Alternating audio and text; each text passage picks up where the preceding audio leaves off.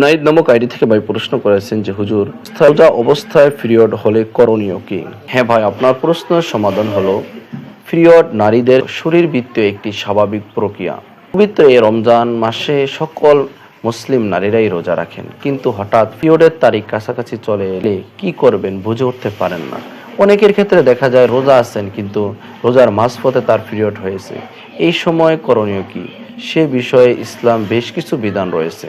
যেমন কোনো নারী রোজা থাকা অবস্থায় পিরিয়ড হলে তার রোজা ভেঙে যাবে এবং পিরিয়ড চলাকালীন সময় রোজা রাখা ও নামাজ আদায় করতে পারবেন না।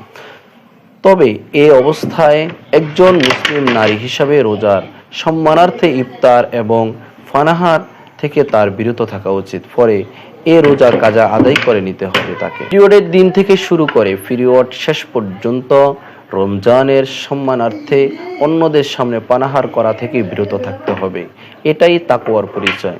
ইসলাম ধর্মবিদরা মনে করেন দিনের বেলায় পিরিয়ড শেষ হলে অবশিষ্ট সময় থেকে ইফতার পর্যন্ত খাবার ও পানি গ্রহণ থেকে বিরত থাকতে হবে। খাবার ও পানি গ্রহণের এ বিরতি রোজার হিসাবে নয়, বরং রোজার সম্মানার্থে করতে হবে।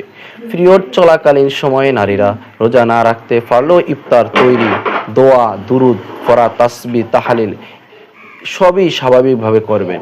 এ সময়ে সেহরি, ইফতারও শরীক হওয়া যাবে। তবে অবশ্যই নারীদের এসব নিজের পরিষ্কার পরিচ্ছন্নতার উপর বেশি গুরুত্ব দিতে হবে। উল্লেখিত আছে যে নিফাস তথা সন্তান প্রসবকারী নারীর বিধান পূর্বত্ব হায়েজ বা পিরিয়ড চলাকালীন নারীর বিধানের মতোই, তিনিও পবিত্র না হওয়া পর্যন্ত রোজা রাখতে পারবেন না।